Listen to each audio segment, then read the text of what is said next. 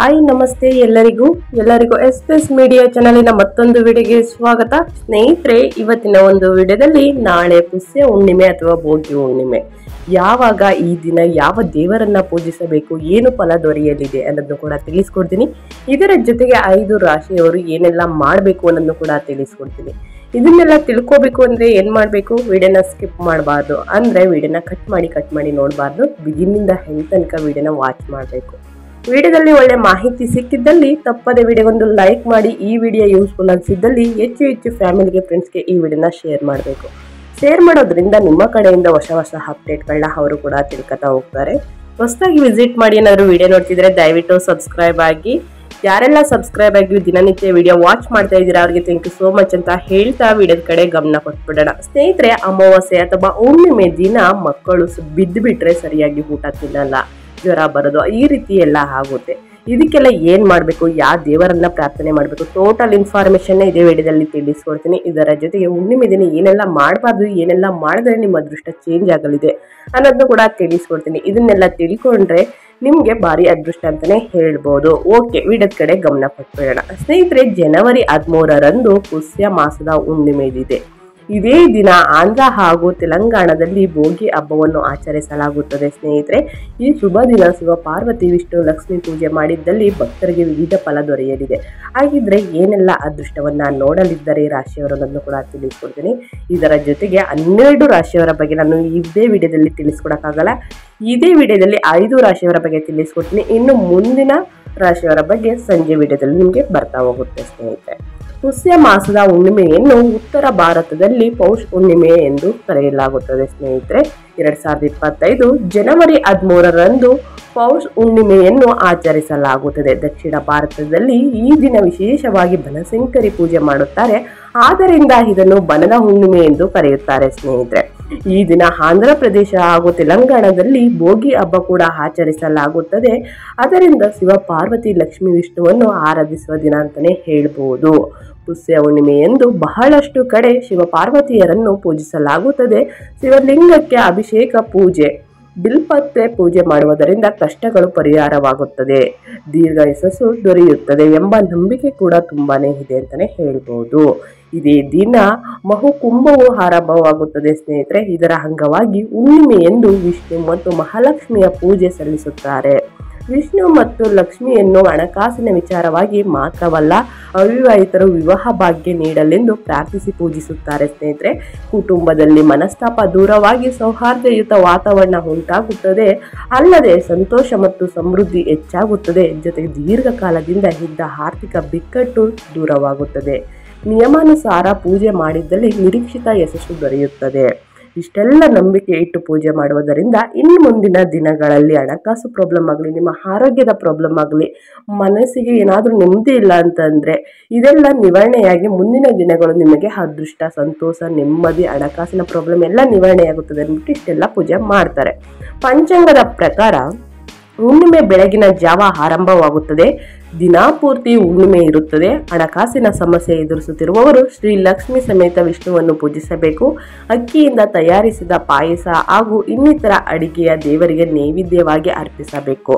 ಸಂಜೆ ಸೂರ್ಯಾಸ್ತದ ನಂತರ ದೀಪವನ್ನು ಬೆಳಗಿಸಿ ಮುತ್ತೈದೆಯರನ್ನು ಮನೆಗೆ ಆಹ್ವಾನಿಸಿ ನಿಂಬೆ ಹಣ್ಣಿನ ಪಾನಕ ಮತ್ತು ಕೋಸಂಬರಿ ನೀಡಬೇಕು. ಸ್ನೇಹಿತರೆ, ದಂಪತಿಗಳಿಗೆ ಭೋಜನ ವ್ಯವಸ್ಥೆ ಮಾಡುವುದು ಇನ್ನೂ ಒಳ್ಳೆಯದು ಅಂತಾನೆ ಹೇಳ್ಬೋದು. ಇದರಿಂದ ಆರ್ಥಿಕ ಪರಿಸ್ಥಿತಿ ಸುಧಾರಿಸುತ್ತದೆ, ಹಣ ಉಳಿಸಲು ಸಾಧ್ಯವಾಗುತ್ತದೆ.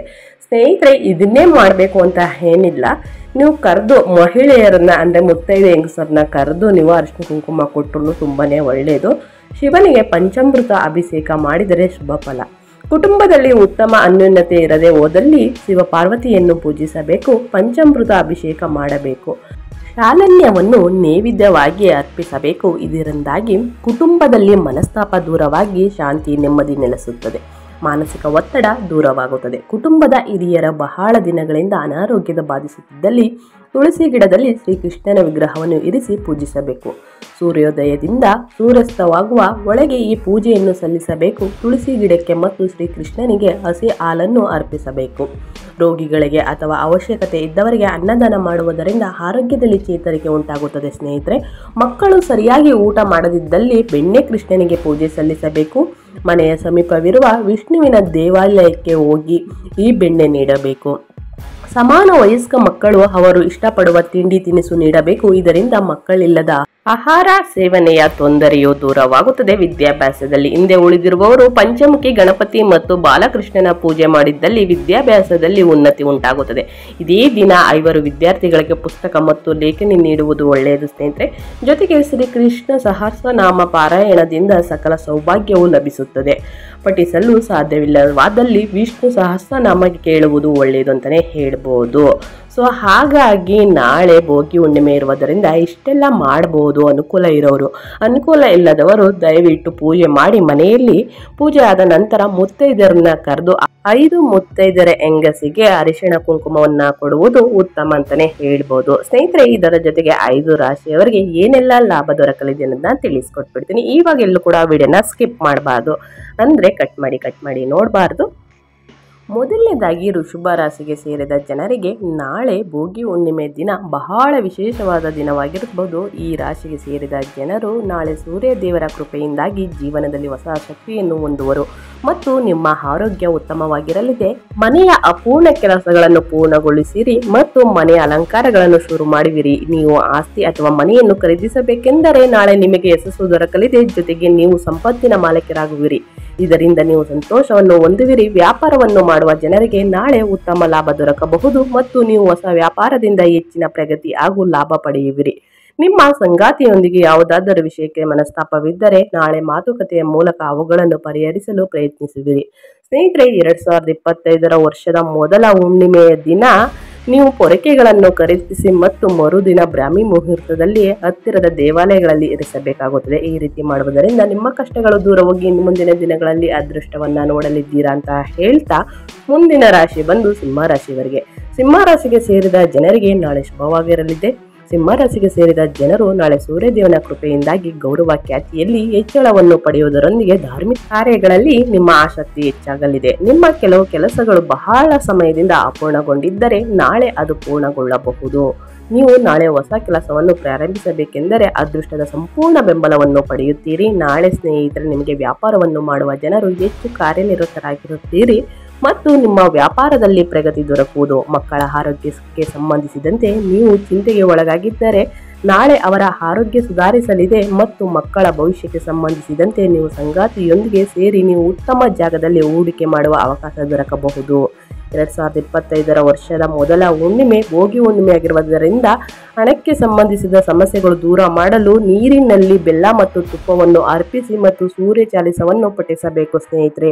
ಈ ರೀತಿ ಮಾಡುವುದರಿಂದ ನಿಮಗೆ ಏನಾದರೂ ಹಣಕಾಸಿನಲ್ಲಿ ಏನಾದರೂ ಪ್ರಾಬ್ಲಮ್ ಇದ್ರೆ ಅದು ನಿವಾರಣೆಯಾಗುತ್ತದೆ ಅಂತಾನೆ ಹೇಳ್ಬೋದು. ಇನ್ನು ಮುಂದಿನ ರಾಶಿ ಬಂದು ತುಲಾ ರಾಶಿಯವರಿಗೆ. ತುಲಾ ರಾಶಿಯವರಿಗೂ ಕೂಡ ಸ್ನೇಹಿತರೆ ನಾಳೆ ಭೋಗಿ ಹುಣ್ಣಿಮೆ ಭಾರಿ ಅದೃಷ್ಟ ತರಲಿದೆ. ತುಲಾ ರಾಶಿಗೆ ಸೇರಿದ ಜನರಿಗೆ ನಾಳೆ ಲಾಭದಾಯಕವಾಗಿರಲಿದೆ. ತುಲಾ ರಾಶಿಗೆ ಸೇರಿದ ಜನರು ಸುತ್ತಲೂ ನಾಳೆ ಸಂತೋಷದ ವಾತಾವರಣ ಇರಬಹುದು ಮತ್ತು ನಿಮ್ಮ ಮಾತು ಹಾಗೂ ವ್ಯವಹಾರದಿಂದ ಜನರ ಮನಸ್ಸನ್ನು ಗೆಲ್ಲುವಲ್ಲಿ ಯಶಸ್ಸು ಕಾಣುವಿರಿ ಸ್ನೇಹಿತರೆ. ಇದರಿಂದಾಗಿ ನಿಮಗೆ ಪ್ರಯೋಜನವಾಗಲಿದೆ. ವ್ಯಾಪಾರವನ್ನು ಮಾಡುವ ಜನರು ನಾಳೆ ಸೂರ್ಯನ ಪ್ರಭಾವದಿಂದಾಗಿ ನಿಮ್ಮ ಗುರಿಯನ್ನು ತಲುಪುವುದರೊಂದಿಗೆ ನಿಮಗೆ ಹೆಚ್ಚಿನ ಲಾಭವಾಗಲಿದೆ. ಹೊಸ ವ್ಯಾಪಾರವನ್ನು ಶುರು ಮಾಡಬೇಕೆಂದುವರಿಗೆ ನಾಳೆ ಉತ್ತಮ ಅವಕಾಶ ದೊರಕುವುದರಿಂದ ಮನೆಯಲ್ಲಿ ಮಕ್ಕಳು ಸಂತೋಷದ ಸಮಯವನ್ನು ಕಳೆಯುತ್ತಾರೆ. ಹಾಗೆ ಮನೆಗೆ ಅತಿಥಿಗಳು ಆಗಮನದಿಂದಾಗಿ ಮನೆಯಲ್ಲಿ ಹೊಸ ವಸ್ತುಗಳನ್ನು ತಯಾರಿಸುವಿರಿ ಸ್ನೇಹಿತರೆ.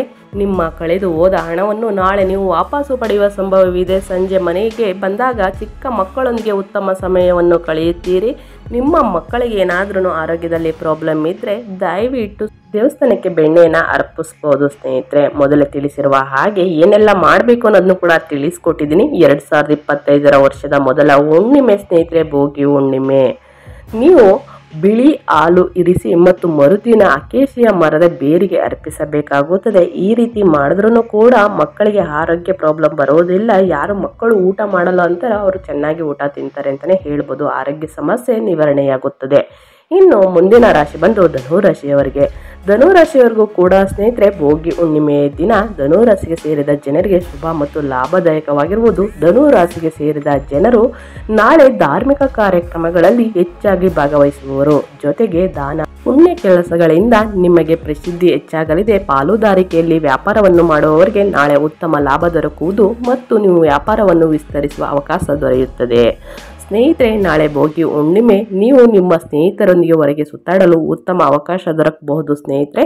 ಇದರ ಜೊತೆಗೆ ಎಚ್ಚರಿಕೆಯಿಂದ ಹುಣ್ಣಿಮೆ ಇರುವುದರಿಂದ ಸ್ವಲ್ಪ ಎಚ್ಚರಿಕೆಯಿಂದ ಹೊರಗಡೆ ಹೋಗಿ ಅಂತಲೇ ಹೇಳ್ಬೋದು. ಹೊರಗೆ ಸುತ್ತಾಡುವ ಬಗ್ಗೆ ಯೋಚನೆಯನ್ನು ರೂಪಿಸುವಿರಿ. ನೀವು ನಿಮ್ಮ ಸಂಗಾತಿಯೊಂದಿಗೆ ಹೊಸ ವ್ಯಾಪಾರವನ್ನು ಶುರು ಮಾಡಬೇಕೆಂದರೆ ಉತ್ತಮ ದಿನವಾಗಿರಲಿದೆ. ಭವಿಷ್ಯದಲ್ಲಿ ನಿಮಗೆ ಸಾಕಷ್ಟು ಲಾಭವಾಗಬಹುದು. 2025 ಜನವರಿ ಮೊದಲ ಹುಣ್ಣಿಮೆ ಆಲದ ಎಲೆಗಳ ಮೇಲೆ ನಿಮ್ಮ ಇಚ್ಛೆಯನ್ನು ಬರೆದು ನಂತರ ಅದನ್ನು ಹರಿಯುವ ನೀರಿನಲ್ಲಿ ಬಿಡುವುದರಿಂದ ನಿಮ್ಮ ಆಸೆ ಈಡೇರಲಿದೆ ಸ್ನೇಹಿತರೆ. ಮೊದಲೇ ತಿಳಿಸಿರುವ ಹಾಗೆ ಹುಣ್ಣಿಮೆ ದಿನ ಏನೆಲ್ಲ ಮಾಡಬೇಕು, ಏನೆಲ್ಲ ಪೂಜೆ ಸಲ್ಲಿಸಬೇಕು ಅನ್ನೋದನ್ನು ಕೂಡ ತಿಳಿಸ್ಕೊಟ್ಟಿದ್ದೀನಿ. ತಪ್ಪದೆ ಈ ರೀತಿನೂ ಮಾಡಿ ಅಂತಲೇ ಹೇಳ್ಬೋದು. ಇನ್ನು ಮುಂದಿನ ರಾಶಿ ಬಂದು ಕುಂಭರಾಶಿಯವರಿಗೆ. ಕುಂಭರಾಶಿಯ ಜನರಿಗೆ ನಾಳೆ ಭೋಗಿ ಹುಣ್ಣಿಮೆ ಇರುವುದರಿಂದ ಸ್ನೇಹಿತರೆ, ಕುಂಭರಾಶಿಗೆ ಸೇರಿದ ಜನರಿಗೆ ನಾಳೆ ಆನಂದಮಯವಾಗಿರಲಿದೆ. ಕುಂಭರಾಶಿಗೆ ಸೇರಿದ ಜನರು ನಾಳೆ ಸಾಕಷ್ಟು ಸಕಾರಾತ್ಮಕವಾಗಿರುವವರು ಮತ್ತು ನಿಮ್ಮ ಎಲ್ಲ ಕೆಲಸಗಳು ಸುಲಭವಾಗಿ ಪೂರ್ಣಗೊಳ್ಳಲಿದೆ. ಸ್ನೇಹಿತರೆ, ನಾಳೆ ಹುಣ್ಣಿಮೆಯ ದಿನ ಮನೆಯ ಸದಸ್ಯರ ಮನೆಯಲ್ಲಿರುವವರು ಮತ್ತು ನೀವು ಅಗತ್ಯ ವಿಷಯಗಳ ಬಗ್ಗೆ ಚರ್ಚೆ ನಡೆಸುವಿರಿ.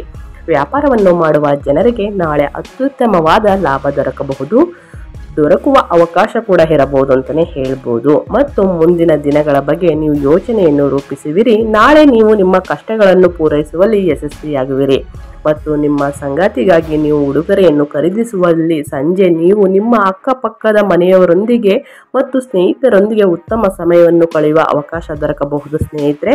ಇದರ ಜೊತೆಗೆ 2025 ಮೊದಲ ಭೋಗಿ ಹುಣ್ಣಿಮೆ ಇರುವುದರಿಂದ ಸ್ನೇಹಿತರೆ, ನೀವು ಸೂರ್ಯದೇವನಿಗೆ ಅಗ್ರವನ್ನು ಅರ್ಪಿಸಿ ಮತ್ತು ಆದಿತ್ಯ ಸ್ತೋತ್ರವನ್ನು ಪಠಿಸಿ ಜೊತೆಗೆ ಉಪ್ಪು ಮುಕ್ತ ಆಹಾರವನ್ನು ಸೇವಿಸುವುದು ಪ್ರಯೋಜನಕಾರಿ ಅಂತಲೇ ಹೇಳ್ಬೋದು. ಇದು ಆಗಿದ್ದಲ್ಲಿ ಸಂಜೆಯ ಸಮಯದಲ್ಲಿ ಮುತ್ತೈದರಿಗೆ ಒಂದು 3 ಜನಕ್ಕೆ ಅಥವಾ 5 ಜನ 9 ಜನಕ್ಕೆ ನೀವು ತಾಂಬೂಲವನ್ನು ಕೊಡ್ಬೋದು ಸ್ನೇಹಿತರೆ. ಈ ರೀತಿ ಮಾಡಿದ್ರೂ ಕೂಡ ನಿಮಗೆ ಕಷ್ಟಗಳೆಲ್ಲ ನಿವಾರಣೆ ಆಗಿ ಮುಂದಿನ ದಿನಗಳಲ್ಲಿ ಭಾರಿ ಅದೃಷ್ಟವನ್ನು ನೋಡಲಿದ್ದೀರಾ ಅಂತ ಹೇಳ್ತಾ ನಾನು ವಿಡಿಯೋನ ಎಂಡ್ ಮಾಡ್ತಾ ಇದ್ದೀನಿ. ದಯವಿಟ್ಟು ಇವತ್ತಿನ ಒಂದು ವಿಡಿಯೋ ಇಷ್ಟ ಆಗಿದ್ದಲ್ಲಿ ವಿಡಿಯೋಗೊಂದು ಲೈಕ್ ಮಾಡಿ. ಇನ್ನೂ ನನ್ನ ಚಾನಲ್ನ ಸಬ್ಸ್ಕ್ರೈಬ್ ಮಾಡ್ಕೊಂಡಿಲ್ಲ ಅಂದರೆ ತಪ್ಪದೇ ಸಬ್ಸ್ಕ್ರೈಬ್ ಮಾಡಿಕೊಂಡ್ರೆ ಈ ರೀತಿ ಸರಳ ಪರಿಹಾರವನ್ನು ತಿಳಿಸ್ತೀನಿ. ಇದನ್ನು ನೀವು ಫಾಲೋ ಮಾಡ್ಕೊಂಡು ಹೋದರೆ ಮುಂದಿನ ದಿನಗಳಲ್ಲಿ ಅದೃಷ್ಟವನ್ನು ನೋಡಲಿದ್ದೀರಿ ಅಂತ ಹೇಳ್ತಾ ನಿಮಗೂ ಮತ್ತು ನಿಮ್ಮ ಕುಟುಂಬಕ್ಕೂ ತುಂಬಾ ಒಳ್ಳೆಯದಾಗಲಿ ಸ್ನೇಹಿತರೆ.